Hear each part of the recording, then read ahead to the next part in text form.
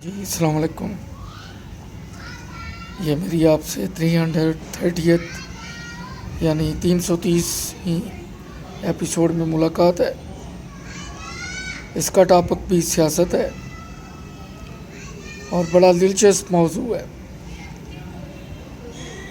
ہمارے ویسے حافظے کمزور ہیں، ہم فوراً کچھ چیزوں کو بھول جاتے ہیں.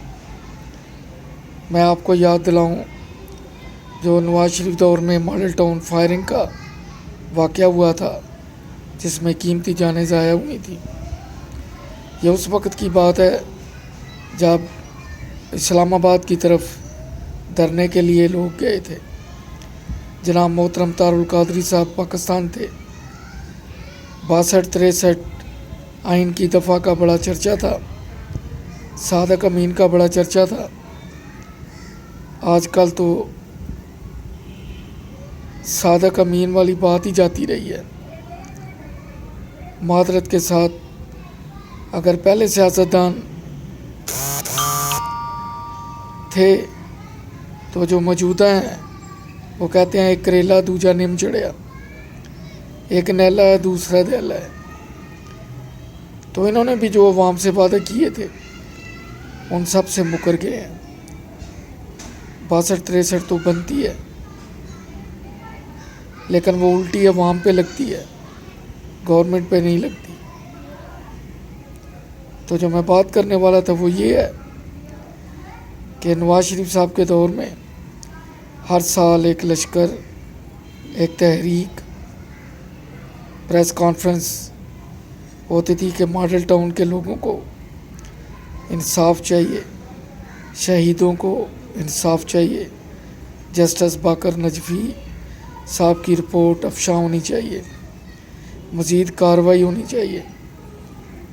لیکن حیران ہوں کہ پچھلے 2 سال میں جب سے پی ٹی آئی کی گورنمنٹ آئی ہے یہ موضوع پس پردہ چلا گیا ہے.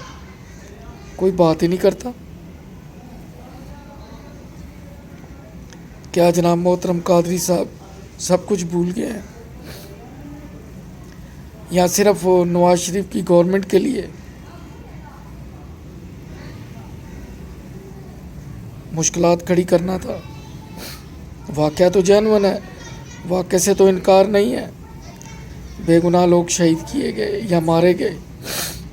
لیکن سوال یہ ہے کہ جو سوالات اس وقت اٹھتے تھے وہ پی ٹی آئی کی گورنمنٹ میں 2 سال ہو گئے ہیں، کوئی مطالبہ سامنے نہیں آتا.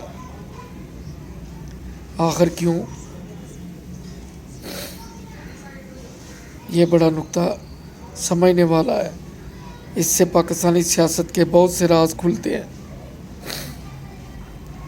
بہت سے رازوں سے پردہ اٹھتا ہے. ناپسند پسند کی طرف دھیان جاتا ہے کہ کئی ایک کی باتوں کو صرف نظر کیا جاتا ہے. جو فیورٹ ہوتے ہیں ان پہ پردہ ڈالا جاتا ہے، ان سے اجتناب کیا جاتا ہے، اور جو مرضی کے نہیں ہوتے ہیں انہیں نشانہ بنایا جاتا ہے.